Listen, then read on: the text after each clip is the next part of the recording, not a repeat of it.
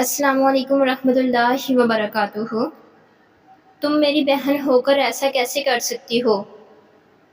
تم کیسے میرا گھر اجاڑ سکتی ہو؟ بہن تو ایسی نہیں ہوتی۔ بسمہ کے الفاظ کانپ رہے تھے، آنکھوں سے آنسو مسلسل بہہ رہے تھے، وہ غم اور بے بسی میں ٹوٹی ہوئی تھی۔ میں نے کچھ نہیں کیا بسمہ، میں ایسا کیوں کروں گی؟ مرحل نے آنسوؤں سے بھری آنکھوں کے ساتھ وضاحت دی۔ میں تمہاری دشمن نہیں ہوں، کبھی نہیں ہو سکتی۔ میں تمہارے ساتھ ایسا ظلم کیوں کروں گی؟ بسمہ غصے اور درد سے کانپتے ہوئے بولی، پھر تم کیوں گئی ان کے سامنے؟ تمہیں پتا تھا کہ اس سے میرا نقصان ہوگا۔ اور وہ بے یقینی سے مرحل کی طرف دیکھ رہی تھی، جیسے کسی اجنبی کو دیکھ رہی ہو۔ مجھے یقین نہیں آ رہا کہ تم میری ہی بہن ہو۔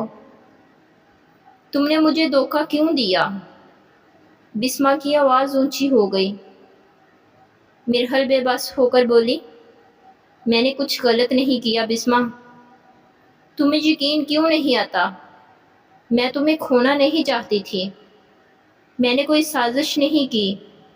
وہ زاروں کی طرح رونے لگی، لیکن بسمہ کی نظروں میں بے اعتباری واضح تھی۔ اسی لمحے بسمہ کا غصہ شدت اختیار کر گیا۔ اس نے جھٹکے سے مرحل کا ہاتھ چھوڑا اور چیختے ہوئے کہا، تم دشمن ہو میری، تم نے میرا سب کچھ برباد کر دیا۔ مرحل پیچھے ہٹی، آنکھوں میں درد کی گہرائی تھی۔ وہ بے دھیانی میں سیڑھیوں کی طرف بڑھی اور یکدم اس کا پیر پھسلا۔ وہ چیخ مارتی ہوئی سیڑھیوں سے نیچے گری، سفید لباس خون سے تر ہو گیا اور ہر طرف ہلچل مچ گئی۔ بسمہ اور مرحل دو بہنیں تھیں، مگر دونوں کی شخصیات ایک دوسرے سے بالکل مختلف تھی۔ بسمہ ایک آزاد، بے باک اور چنچل سی لڑکی تھی۔ وہ ہمیشہ اپنی مرضی کی مالک رہی۔ دوسروں کی باتیں سننا یا ماننا اس کی فطرت میں شامل نہیں تھا۔ اسے زندگی میں کسی کی روک ٹوک پسند نہیں تھی۔ وہ اپنی دنیا میں مست رہتی تھی، جو دل چاہتا وہ کرتی، اور کسی کی رائے کی پرواہ نہیں کرتی تھی۔ بسمہ کا انداز زندگی آزاد خیالی کا عکاس تھا۔ وہ ہر جگہ اپنی شرارتوں اور بے ساختہ ہنسی کے لیے جانی جاتی تھی۔ اس کی زندگی کا اصول تھا کہ جو دل کہے وہی کرو، اور یہی بات اسے سب سے منفرد بناتی تھی۔ دوسری طرف مرحل بالکل مختلف تھی۔ وہ ایک معصوم، نرم دل اور محبت بھری لڑکی تھی۔ اس کی شخصیت میں سکون اور شائستگی تھی۔ مرحل کو ہمیشہ کتابوں کی دنیا میں رہنا پسند تھا۔ خاص طور پر ناولز پڑھنا اس کا پسندیدہ مشغلہ تھا۔ وہ کہانیوں میں کھوئی رہتی، خوابوں میں جیتی اور اپنے ارد گرد کے لوگوں کو اپنی محبت بھری مسکراہٹوں سے نوازتی۔ وہ ہر ایک کا خیال رکھنے والی اور دوسروں کی خوشیوں میں خوش رہنے والی تھی۔ اس کا دل اتنا بڑا تھا کہ ہر کوئی اس کی محبت کا حصہ بن جاتا تھا۔ بسمہ جہاں زندگی کو اپنے طریقے سے جینے والی تھی، وہیں مرحل ایک حساس اور دل نشین لڑکی تھی، جو ہر کسی کی خوشی کے لیے اپنی خواہشات قربان کر دیتی۔ دونوں بہنوں کی یہ الگ الگ دنیا تھی، لیکن محبت اور رشتے کا بندھن انہیں ایک ساتھ جوڑتا تھا۔ بسمہ بیٹا رکو، مرحل بھی تمہارے ساتھ جائے گی، امی نے پیار سے کہا۔ نہیں ماما، مرحل کو میں ساتھ نہیں لے جا رہی، مجھے دیر ہو رہی ہے، وہ ڈرائیور کے ساتھ آ جائے گی، مجھے یونیورسٹی جلدی پہنچنا ہے، بسمہ نے بے پرواہی سے کہا اور جلدی سے کار نکال کر نکل گئی۔ جب مرحل آئی تو طیبہ نے اسے ڈرائیور کے ساتھ بھیج دیا۔ وہ دیکھ کر بس ایک گہری سانس لے کر رہ گئی۔ دل میں سوچا، دعا ہے کہ بہنوں کے بیچ یہ دوریاں کب ختم ہوں گی۔ اسی دوران طارق صاحب، جو حال ہی میں برطانیہ سے آئے تھے، کچھ تحفے لائے۔ یہ تم دونوں کے لیے ہیں، انہوں نے خوش ہو کر کہا۔ بسما نے فوراً اپنا پسندیدہ تحفہ جلدی سے چن لیا، بغیر سوچے کہ مرحل کا کیا ہوگا۔ طارق صاحب غصے میں آنے لگے۔ ان کے چہرے پر ناراضگی کے آثار نمایاں تھے کہ بسما نے یہ کیسا رویہ اپنایا ہے۔ مگر مرحل نے فوراً معاملہ سنبھالا، نرمی سے بولی، بابا کوئی بات نہیں، مجھے کوئی مسئلہ نہیں ہے۔ اس کی معصومیت اور پیار بڑی باتیں سن کر طارق صاحب کا غصہ ٹھنڈا ہو گیا۔ مرحل ہمیشہ کی طرح اپنی بہن کی خوشی میں اپنی خواہشات قربان کر گئی، جیسے کچھ ہوا ہی نہیں تھا۔ بسما یونیورسٹی میں عمران نامی ایک لڑکے سے محبت کرتی تھی۔ عمران بہت ہینڈسم اور امیر لڑکا تھا، لیکن اس کا مزاج خاصا بگڑا ہوا اور آوارہ تھا۔ وہ اکثر لڑکیوں کے ساتھ گھومتا اور دوستیاں بناتا تھا، مگر بسما کے لیے وہ خاص تھا۔ بسما اس پر مر مٹی تھی اور وہ بھی بسما کو پسند کرتا تھا۔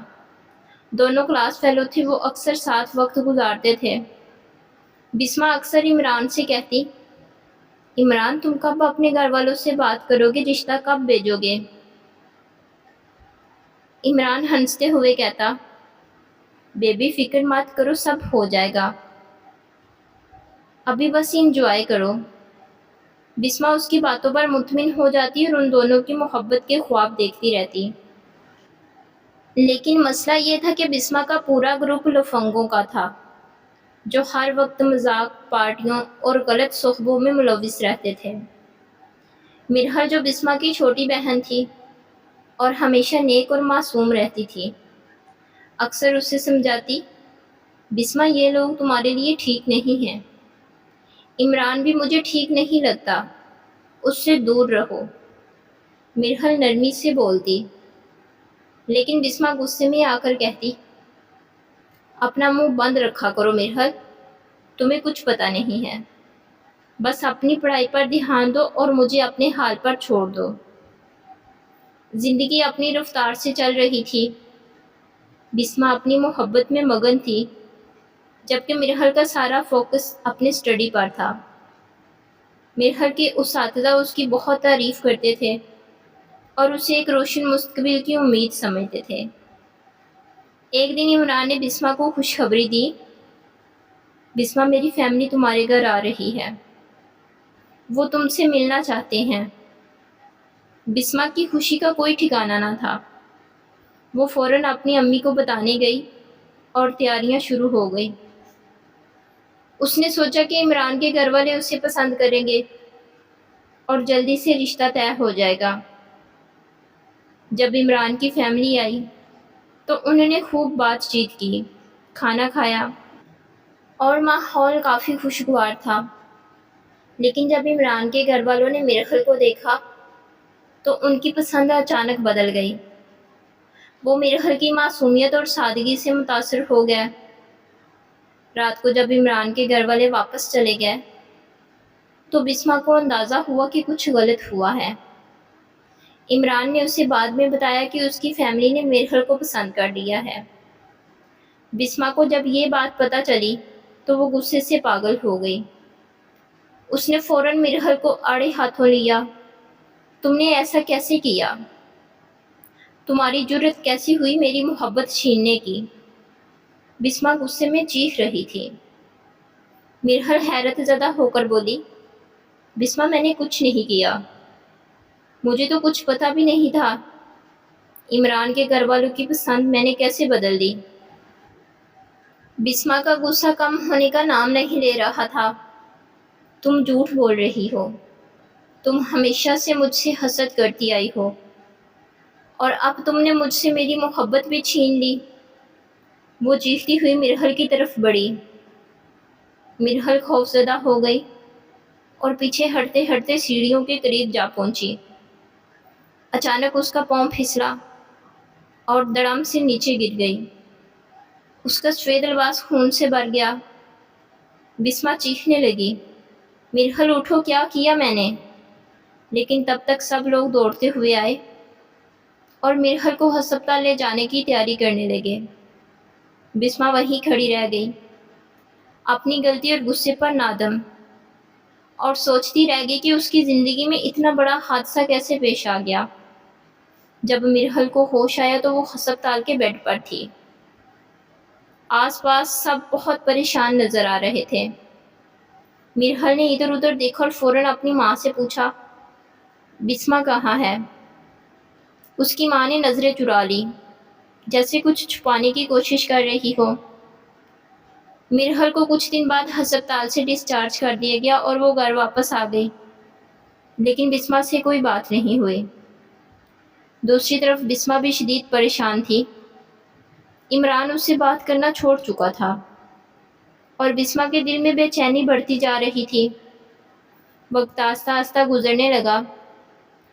کچھ عرصے بعد عمران نے دوبارہ بسمہ سے بات شروع کی، لیکن سب کچھ ویسا نہیں تھا جیسا پہلے تھا۔ بسمہ نے عمران سے کہا، دوبارہ رشتہ بھیجو، اب تو سب ٹھیک ہو جانا چاہیے۔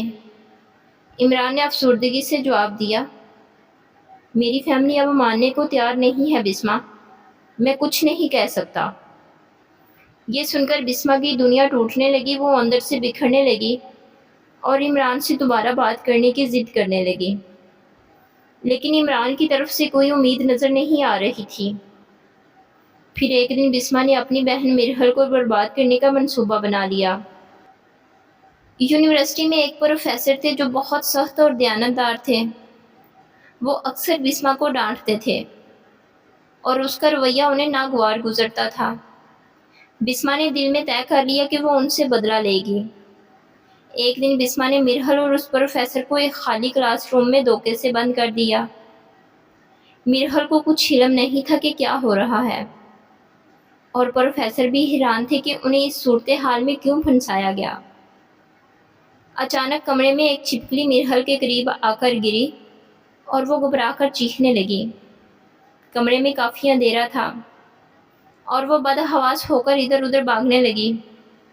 بھاگتے ہوئے مرحل کی ٹکر پروفیسر سے ہو گئی اور وہ تقریباً گرنے ہی والی تھی کہ پروفیسر نے اسے سنبھال لیا۔ اتنے میں اچانک کمرے کا دروازہ کھلا اور بہت سے طلباء اور یونیورسٹی کے عملے کے لوگ اندر داخل ہو گئے۔ انہوں نے مرحل اور پروفیسر کو اس حال میں دیکھا اور ہر کوئی حیران و پریشان تھا۔ کچھ لوگوں نے پروفیسر کو برا کہا تو کچھ نے مرحل کو قصوروار ٹھہرایا۔ یونیورسٹی کی انتظامیہ نے فوری طور پر ایک میٹنگ بلائی اور بغیر تحقیق کے مرحل کو 6 مہینے کے لیے ڈسکوالیفائی کر دیا گیا۔ مرحل کی دنیا اندھیروں میں ڈوب گئی۔ وہ بے قصور ہوتے ہوئے بھی مجرم بنا دی گئی۔ گھر پہنچنے پر مرحل کے والد طارق صاحب کو جب یہ بات معلوم ہوئی تو وہ شدید غصے میں آ گئے۔ یہ کیا بے شرمی ہے، تم نے ہمارے خاندان کا نام ڈبو دیا۔ انہوں نے غصے سے مرحل کو گھر سے نکال دیا۔ مرحل کے دل میں ایک طوفان اٹھا تھا۔ اس کی دنیا بکھر چکی تھی اور اب اس کے پاس کوئی ٹھکانہ نہیں تھا۔ دوسری طرف عمران کے گھر تک یہ خبر پہنچ گئی کہ مرحل اور پروفیسر کا سکینڈل بنا دیا گیا ہے۔ عمران کے گھر والوں نے فوراً فیصلہ لیا کہ وہ اب بسمہ سے شادی نہیں کریں گے۔ یہ سن کر بسمہ کا دل ٹوٹ گیا۔ اسے اندازہ ہو گیا کہ اس کی سازش نے نہ صرف مرحل کی زندگی برباد کی بلکہ اس کی اپنی زندگی بھی ختم ہو رہی ہے۔ غصے اور مایوسی میں بسمہ نے عمران کو فون کیا اور کہا، میں تمہارے بغیر نہیں رہ سکتی۔ اگر تمہاری فیملی نہیں مانتی تو ہم بھاگ کر شادی کر دیتے ہیں۔ عمران نے کچھ دیر خاموشی کے بعد کہا، ٹھیک ہے، ہم کل ملتے ہیں۔ دونوں نے بھاگ کر شادی کر لی، لیکن وہ خوشیوں کا آغاز نہیں تھا۔ ان کی زندگیوں میں وہ سکون اور خوشی کبھی واپس نہ آ سکی۔ مرحل بے آسرا سڑک پر چل رہی تھی۔ اس کے دماغ میں خیالات کا طوفان تھا۔ وہ سوچ رہی تھی کہ اس کی زندگی میں یہ سب کیسے ہو گیا۔ ہر طرف اندھیرا تھا اور اس سے کوئی راہ دکھائی نہیں دے رہی تھی۔ اچانک ایک گاڑی کی ٹکر سے وہ زمین پر گر گئی اور بے ہوش ہو گئی۔ جب مرحل کو ہوش آیا تو اس نے خود کو ایک بہت ہی شاندار اور وسیع کمرے میں پایا۔ کمرہ اتنا خوبصورت تھا کہ اس کی آنکھیں حیرت زدہ ہو گئی۔ چاروں طرف شاندار فرنیچر اور دلکش آرائش تھی۔ مرحل نے حیرانی سے ادھر ادھر دیکھا۔ اچانک دروازہ کھلا۔ اندر ایک ہینڈسم اور باوقار شخص آہستہ آہستہ داخل ہو رہا تھا۔ مرحل نے اس شخص کو پہچانا۔ وہ اس کے پروفیسر سعد تھے۔ آپ؟ مرحل نے حیرت اور خوف کے ساتھ کہا۔ پروفیسر سعد نے نرمی سے جواب دیا، ہاں یہ میں ہوں۔ گھبراؤ مت مرحل، تم اب محفوظ ہو۔ مرحل دل ہی دل میں گھبرا رہی تھی، مگر سعد کا رویہ بہت ہمدردانہ تھا۔ وہ کرسی پر بیٹھے اور نرمی سے بولے، مرحل مجھے معلوم ہے کہ تمہیں بہت سی مشکلات کا سامنا کرنا پڑا ہے، اور شاید تم یہ سمجھ رہی ہو کہ اس سب میں میرا ہاتھ تھا، لیکن یہ سچ نہیں ہے۔ تمہیں اس صورتحال میں پھنسایا گیا، اور وہ شخص جس نے یہ سب کیا وہ کوئی اور نہیں بلکہ تمہاری اپنی بہن بسمہ تھی۔ یہ سنتے ہی مرحل کے پیروں تلے میں زمین نکل گئی۔ کیا؟ بسمہ؟ وہ ایسا کیوں کرے گی؟ مرحل کی آنکھوں میں آنسو بھر آئے۔ سعد نے نرمی سے سر ہلاتے ہوئے کہا، ہاں بسمہ نے یہ سب کچھ اس لیے کیا کیونکہ اس کی زندگی میں بہت سی مشکلات اور الجھنیں تھیں، اور اس نے غلط راستہ اختیار کیا۔ مرحل خاموش ہو گئی، جیسے اس کے الفاظ ختم ہو گئے ہوں۔ وہ سوچ رہی تھی کہ آخر اس کی اپنی بہن نے اسے کیوں دھوکہ دیا۔ اسی وقت سعد نے اس کی طرف دیکھتے ہوئے کہا، تمہیں ابھی اس سب کے بارے میں فکر کرنے کی ضرورت نہیں ہے مرحل۔ میں جانتا ہوں کہ تمہارے گھر والے تمہیں چھوڑ چکے ہیں، لیکن میں تمہیں کبھی اکیلا نہیں چھوڑوں گا۔ مرحل نے حیرانی سے اس کی طرف دیکھا۔ آپ ایسا کیوں کر رہے ہیں؟ سعد نے گہری سانس لی اور کہا، کیونکہ میں خود کو اس سب کا ذمہ دار سمجھتا ہوں۔ میری وجہ سے تمہاری بدنامی ہوئی، حالانکہ حقیقت میں تم بے قصور تھی۔ میں تمہیں سہارا دینا چاہتا ہوں۔ سعد نے مرحل کی طرف دیکھتے ہوئے کہا، میں تم سے نکاح کرنا چاہتا ہوں تاکہ تمہیں تحفظ اور عزت ملے، اور تمہیں دوبارہ ایسی صورتحال کا سامنا نہ کرنا پڑے۔ مرحل نے چند لمحے خاموشی اختیار کی، پھر دھیرے سے سر ہلایا۔ ان دونوں کا نکاح ہو گیا، اور مرحل کی زندگی میں سکون آ گیا۔ دوسری طرف بسمہ نے غصے اور ضد میں آ کر عمران سے بھاگ کر شادی کر لی تھی۔ ابتدائی دنوں میں سب کچھ ٹھیک چل رہا تھا، لیکن پھر آہستہ آہستہ عمران کا رویہ بدلنے لگا۔ ہر دن ان کے درمیان لڑائیاں ہونے لگیں، اور عمران بسمہ پر ہاتھ اٹھانے لگا۔ بسمہ بہت روئی اور سوچنے لگی کہ اس نے اپنی زندگی کے ساتھ کیا کیا۔ جس محبت کے خواب اس نے دیکھے تھے وہ سب ٹوٹ چکے تھے۔ وقت گزرتا رہا اور بسمہ کی زندگی بد سے بدتر ہوتی گئی۔ ایک دن عمران نے بسمہ کو چھوڑ دیا، وہ بے یار و مددگار رہ گئی، اور اس کا دل و دماغ ٹوٹ کر بکھر گیا۔ دوسری جانب مرحل اور پروفیسر سعد اپنی زندگی میں خوش تھے۔ سعد نے مرحل کو نہ صرف محبت دی بلکہ زندگی کا نیا مقصد بھی دیا۔